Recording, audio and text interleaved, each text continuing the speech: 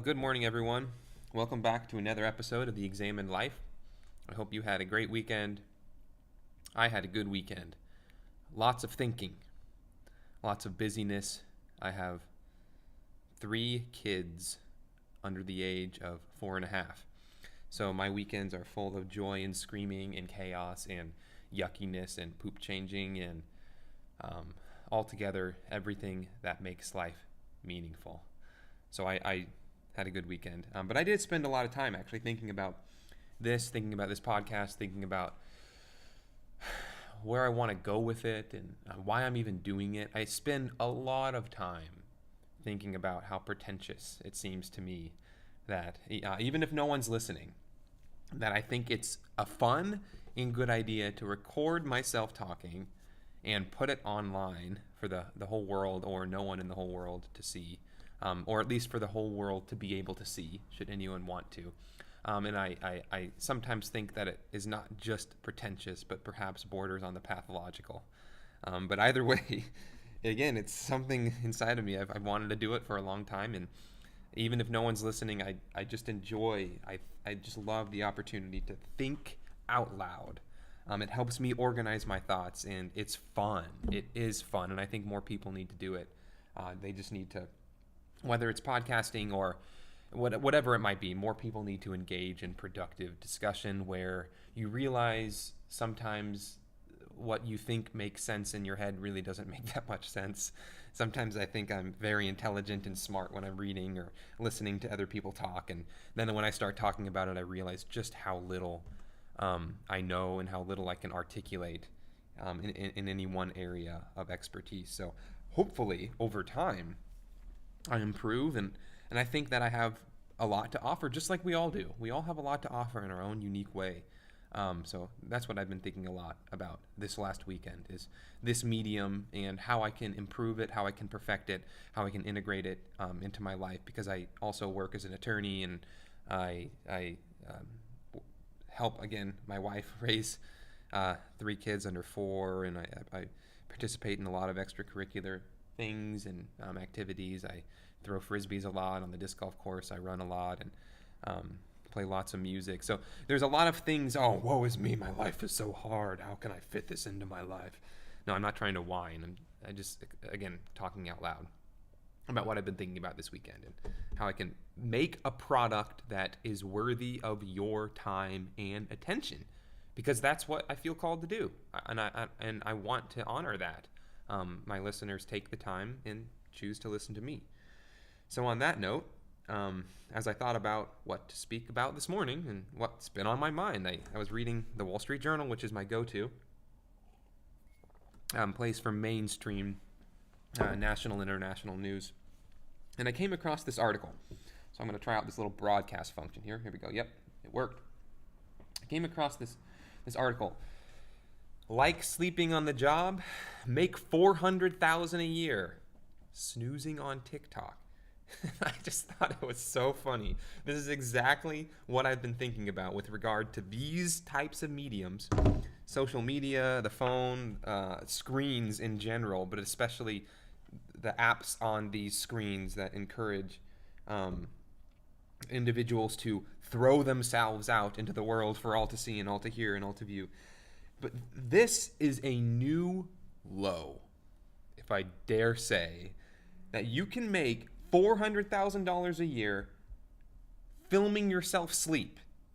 That there is a market of individuals who have such boring lives or who have such inadequate internal processing ability to get themselves to fall asleep at night that they're willing to watch someone else sleep. Now, caveat, I do feel insomnia is a real thing.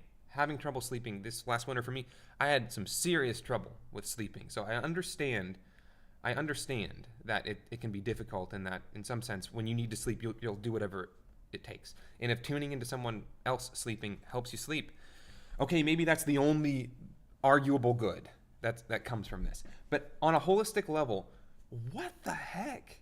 Why is this a thing in our culture? Why is it even an option? Just because you can make money filming yourself sleep. What are you contributing to society? This addictive product is already bad enough, but when you manipulate it and start filming yourself sleep for attention, for money, because you can, is that a good enough reason? Just because you can make money off something, is that a good enough reason to do it? In the panoply of possible paths that you can follow in your life, why choose to film yourself sleep? This guy, get out and go for a run. Dude, just do something different.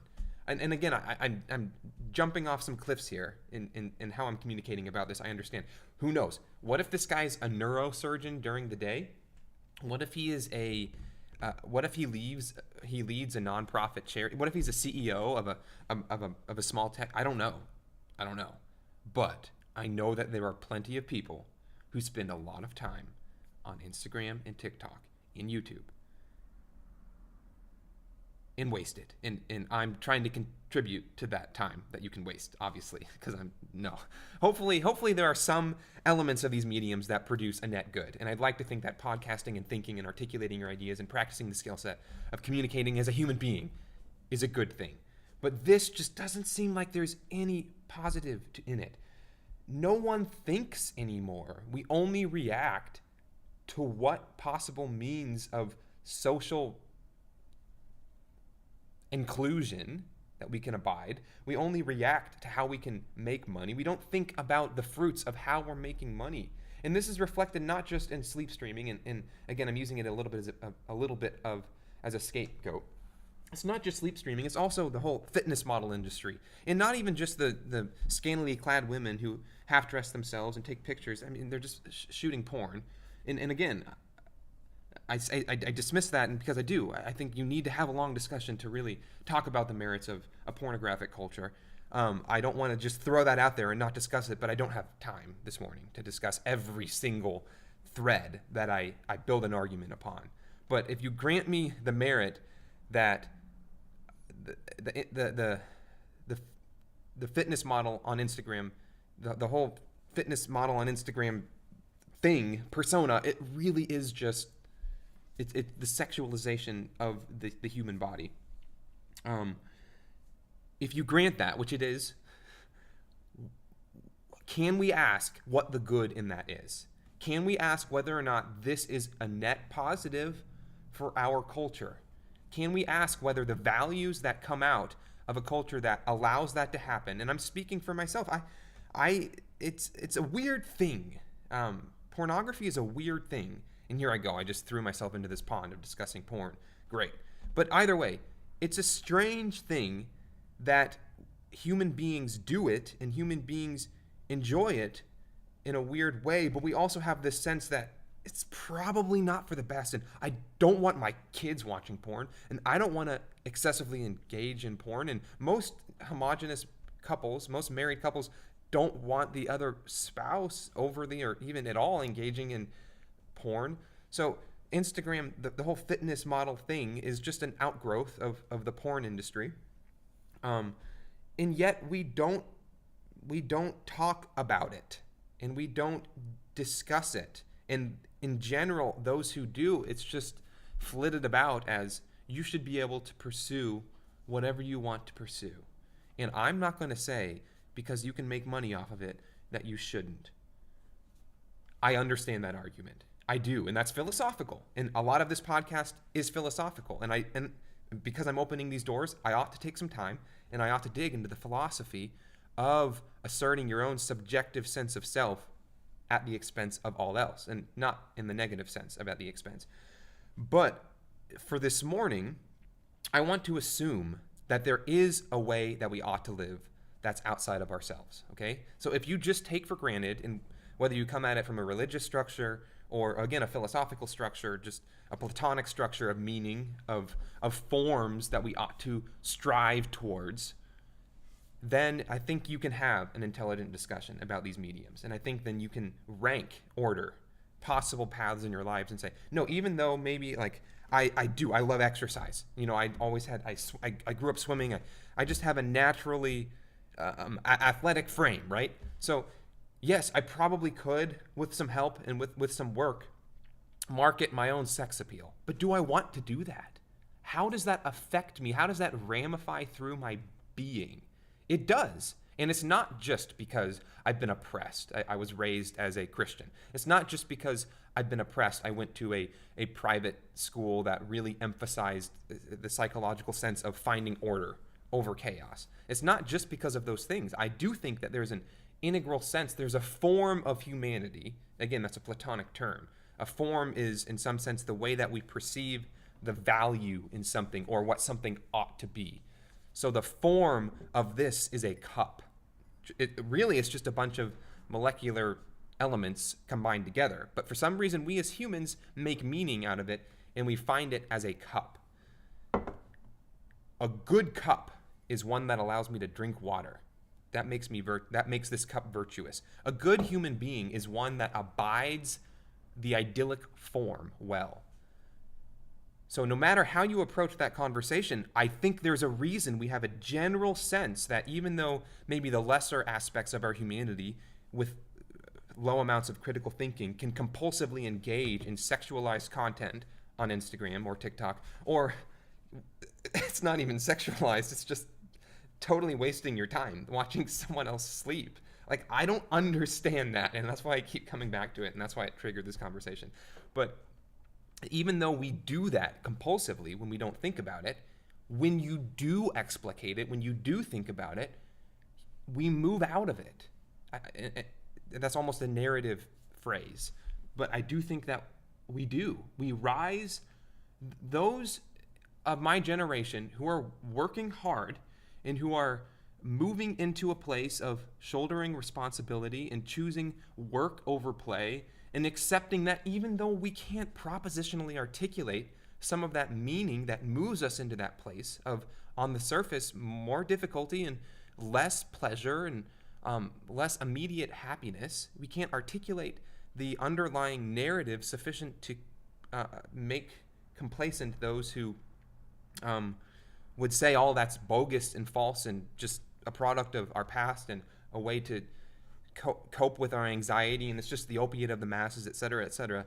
Even though we can't propositionally disprove those people, a bulk of, I would say at least Western thinking, Western-minded people, Americans, still look at these and say, okay, there's just something empty about this.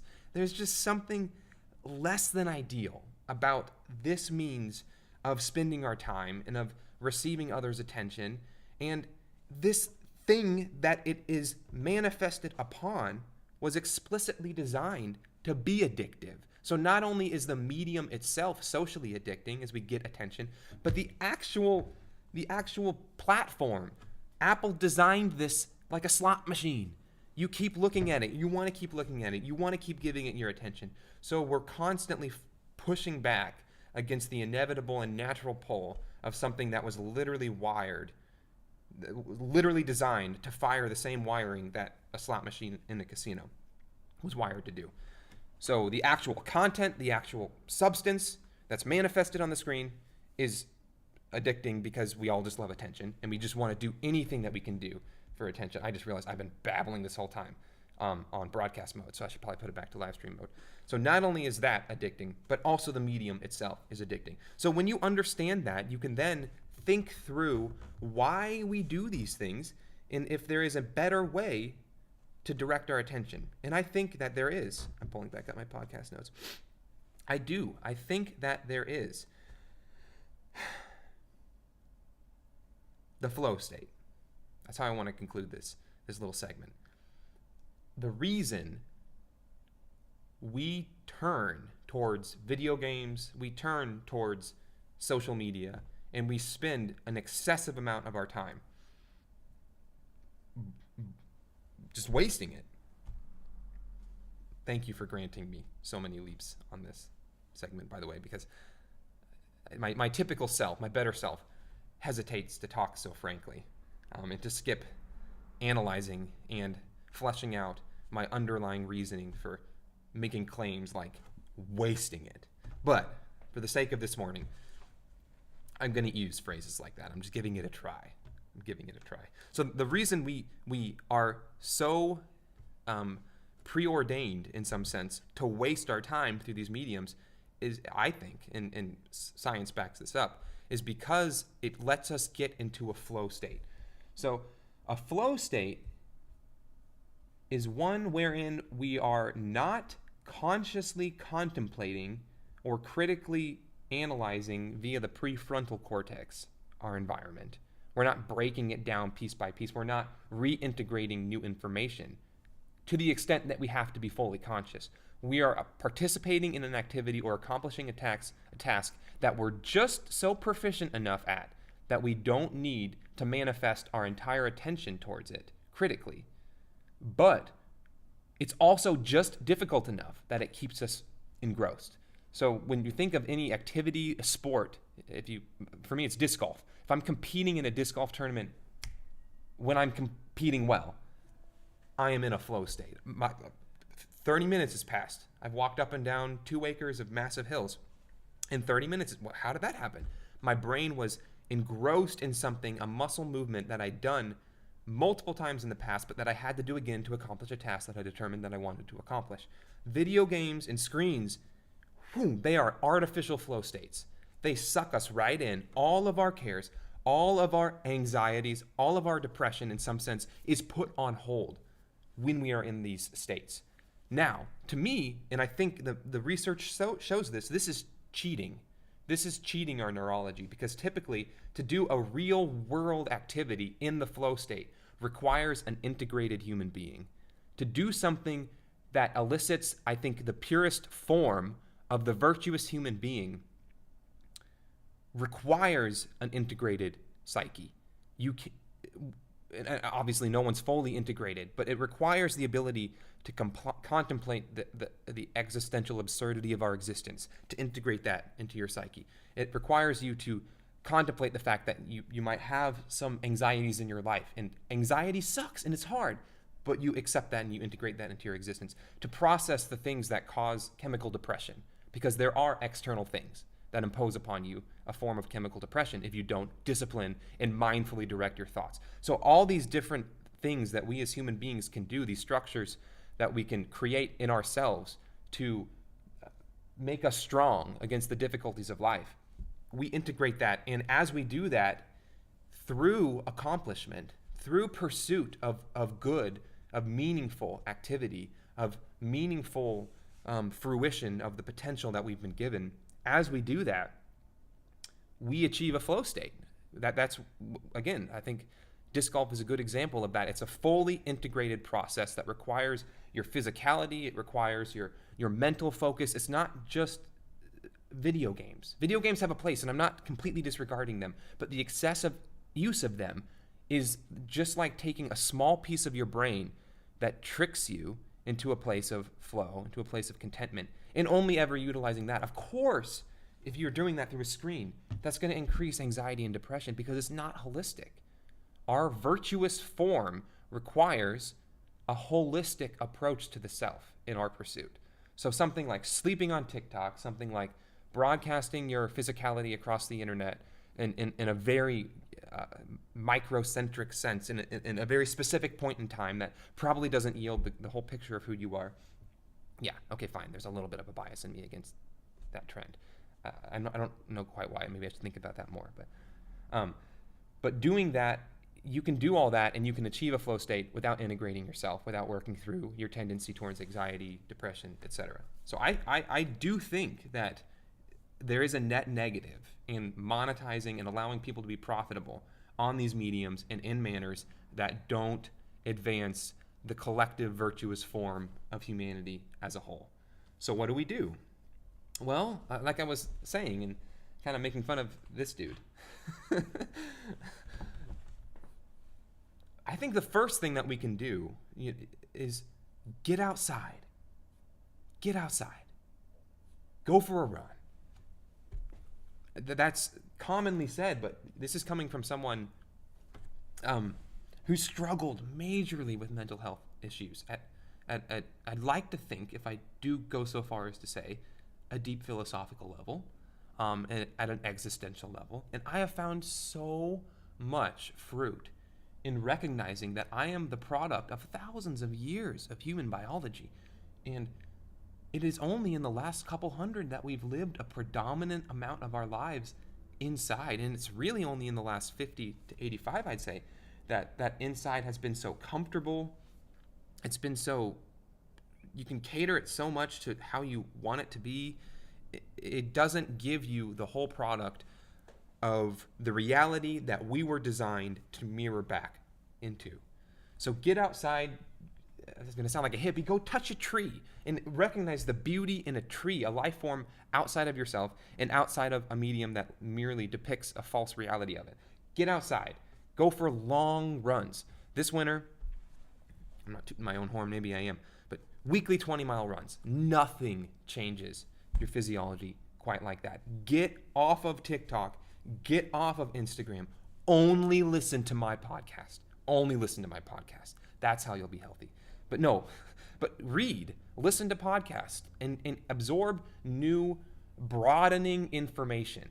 Allow yourself to be a human being in multiple capacities, to integrate the difficulty of existence into your psyche, and to find a couple pursuits that really let you get into a state of disregard of those more neurotic concepts that maybe trend into your mind, just whether you recognize them or not. That's the state of being a human being. We're constantly looking for patterns, looking for ways to achieve, but also to protect. And sometimes that, if we don't take care of it, the protective mentality gets far outweighed, or far outweighs everything else to our detriment. So stop looking at people sleeping, get more sleep yourself, and let's be better. Let's be better. I'm going to try my best to be better. So on that note, I will talk to you on Wednesday, and I'd love to hear your thoughts. I know I rambled a lot this morning, but it was worth it, and it was fun. And if there is anything that you feel like I did not do justice towards, I want to hear it and I want to address it, because there's plenty that I didn't do justice towards. And the whole point of this podcast is to look at cultural issues, examine them closely, figure out what they mean, how they're relevant, identify the salient aspects of them, i.e. how they affect me, and to analyze those and say, in good faith, how can I break this down piece by piece and find the bullshit in it and reflect it back on itself and say, no, I'm not going to take that. I am going to take this, et cetera, et cetera, et cetera. Whatever the issue might be, whether it's how should we then live this, what should we do with these devices that were literally designed to keep us engrossed and addicted? What should we do with the fact that there are now apps on them? There are mediums through which we can achieve a chemical high that we didn't have any merit in achieving. And that manifests itself again in anxiety, depression, mental health issues. I do think that there's a strong connection there that's reductionistic. There's more that goes into those mental health issues. But some of it literally is just how we're living our lives. It's true. Our constitutions are weak. We have no resilience. We need to grow in those areas. So whatever it might be, if there's something that I glossed over that you want me to address in more thorough terms, in a more thorough manner, I'd love to. So let me know. Like, share, subscribe. And I plan to do this more and more, and I will talk to you on Wednesday.